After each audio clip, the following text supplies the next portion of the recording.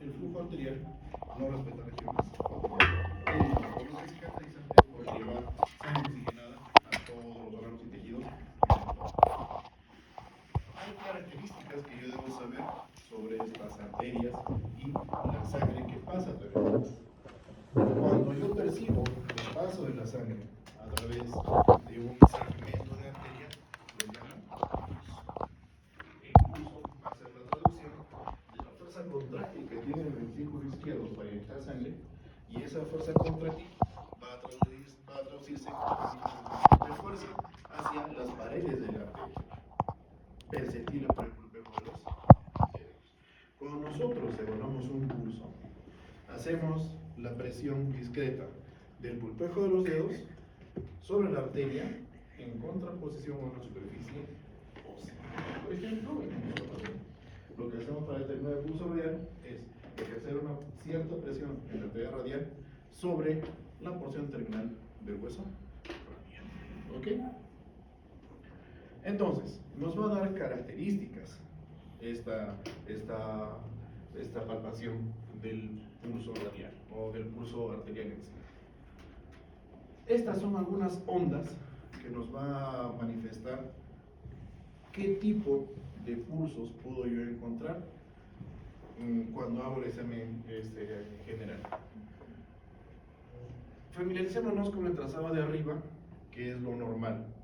Si nosotros hablamos de tiempo, va a ser el eje de las X. Y si vamos a hablar de intensidad, va a ser el eje de las Y. ¿Ok? Tiempo, intensidad.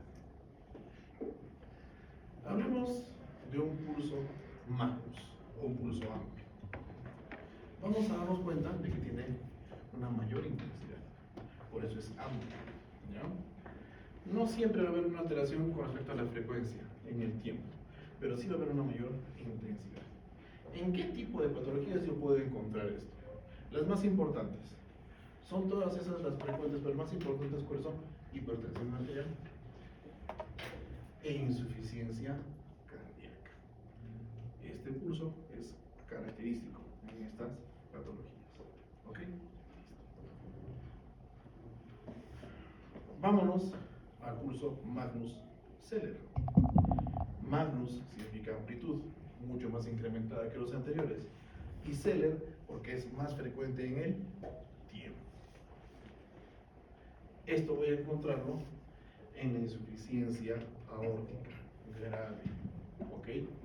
Pero más frecuente en aquellos pacientes que tienen fístulas arteriovenosas. No es un hallazgo estadísticamente muy frecuente, pero por ejemplo, quienes tienen fístulas, pacientes sometidos a diálisis, que ya no necesitan el catéter de alto flujo, sino aquí les hacen una fístula arteriovenosa y por ahí proceden. Ellos pueden tener este pulso. No soy muy amigo de los nombres raros, pero acá se lo puede llamar pulso del córneo. Ustedes lo pueden encontrar en los libros de semiología un poco más antiguos. Es más, sí, creo que todavía mencionan el pulso del córneo. ¿Okay?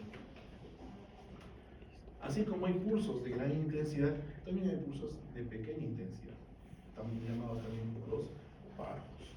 Como ustedes ven, la intensidad es menor. Puede o no haber alteración en cuanto a la frecuencia, pero la intensidad es menor. ¿En quiénes lo encontramos? Si encontrábamos pulsos amplios o magnus en pacientes con hipertensión, vamos a encontrar pulsos pequeños en pacientes con hipotensión. Insuficiencia cardíaca también nos puede dar este tipo de pulsos. ¿Y por qué en la insuficiencia cardíaca? Porque cuando esta insuficiencia cardíaca ya está manifestada por una cardiomiopatía dilatada, al no haber una buena función de bomba, ese corazón que no se contrae muy bien nos da este tamaño de pulsos, muy pequeños. ¿Ya? Ese es el parvus. ¿Qué pasa con el parvus tardus? Es un pulso de pequeña intensidad, ¿ya? Pero acá está un poquito más la gráfica. Tardus significa que hay menos frecuencia en el tiempo, ¿ya? Y eso es característico de pacientes con, por ejemplo, estenosis aórtica. El parvus Celer, ¿ya? Parvus pequeño de intensidad, pero Celer un poco más frecuente en cuanto al tiempo. Este, por ejemplo, en casos de insuficiencia mitral. ¿Por qué es importante tomar en cuenta esto? es importante porque nosotros, dependiendo del tipo de pulso que vayamos a identificar, podemos determinar tal o cual patología en el paciente.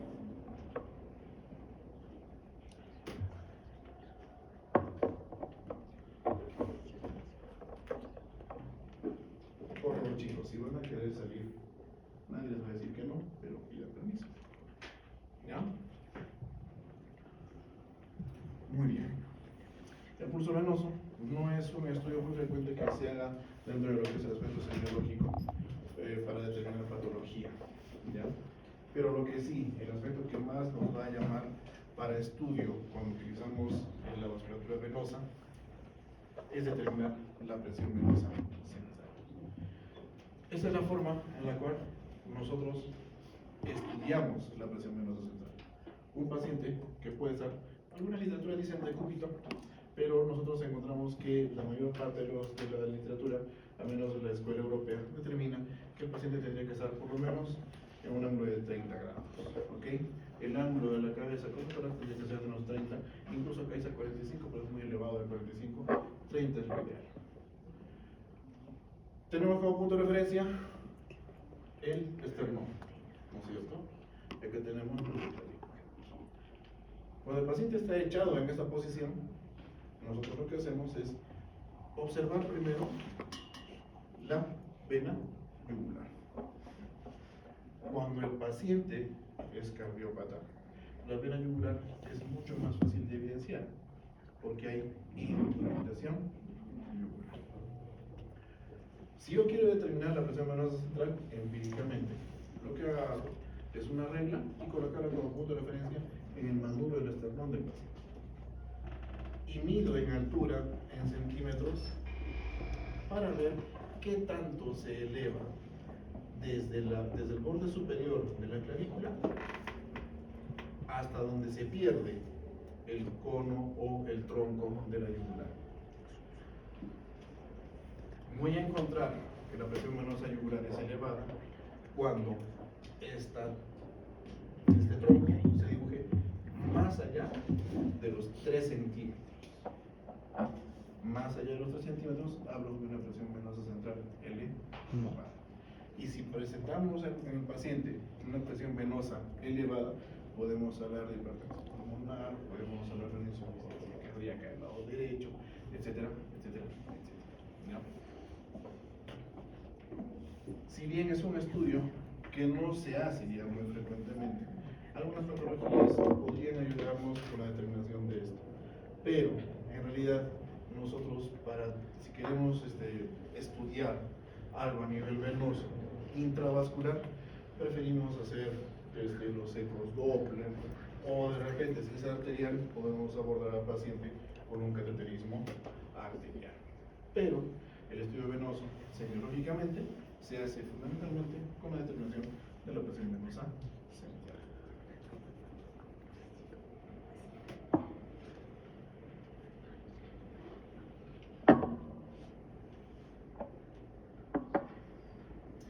Muy bien. A manera de recordatorio, son muchos los lugares en los cuales nosotros podemos hacer estudios del pulso arterial. ¿Ya? Podemos hacerlo a nivel humeral, cubital, femoral, etcétera, etcétera, etcétera. De todos esos lugares en los cuales ustedes están observando que se puede hacer el estudio de los pulsos arteriales, yo debo tener en cuenta que siempre tiene que ser comparativo. Tengo que estudiar tanto el derecho como el izquierdo, ¿ya? Y debo buscar similitudes y debo buscar diferencias.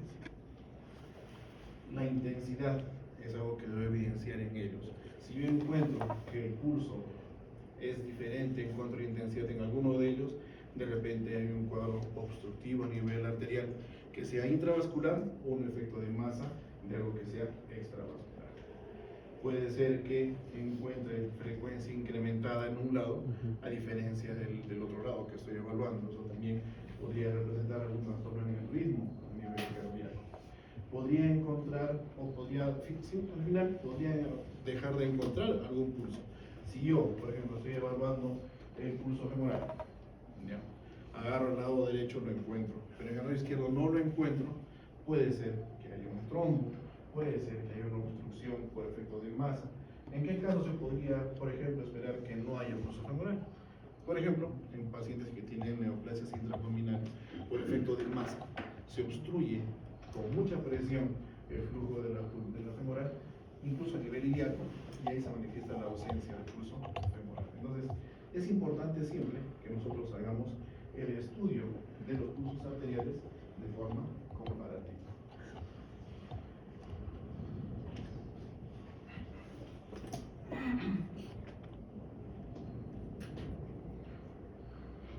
Algunas características que nosotros debemos tomar en cuenta de lo que es el pulso arterial: la frecuencia, ¿sí? Siempre comparando. Nosotros debemos determinar la frecuencia como la cantidad de pulsaciones que determinamos en un lapso de tiempo que es 1 minuto.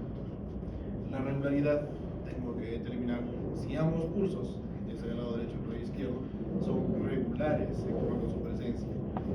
Y la regularidad se puede determinar si estos pulsos siguen un ritmo o pierden el ritmo y se hacen arrítmicos. ¿Okay? Igualdad, tengo que determinar que las características que tienen ambos pulsos, derecho e izquierdo, tengan similitud. Tensión significa la sensación que yo tenga en el pulpejo de los dedos sobre la presión que determina cada pulsación a través de la pared arterial. La tensión en la pared arterial con cada pulsación determina qué tanto o qué tan fuerte es esa pulsación determinada en el pulpejo de mis dedos. La amplitud es diferente a la tensión. ¿Por qué? Porque la tensión va a estar representada por todo el tiempo que el corazón se contrae. Se contrae el corazón y me da una duración en el pulso, la tensión. Pero la amplitud es la fuerza con la cual me golpea el pulso a través de la pared arterial al pulpejo de los dedos. Y la simetría, obviamente, se refiere a que debo buscar que ambos pulsos, tanto el lado izquierdo como derecho, sean simétricos. Eventos de simetría también tienen que hacer pensar que hay una patología de pulso. Es más de lo mismo.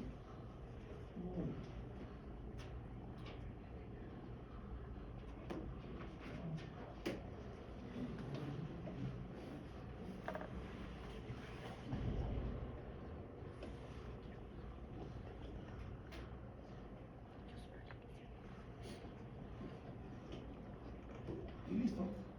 Muy bien. Eso sería todo lo que es examen físico cardiovascular. ¿Alguna pregunta? Ah, pues me ha quedado claro. ¿Se entendió? Parece importante que se entendió.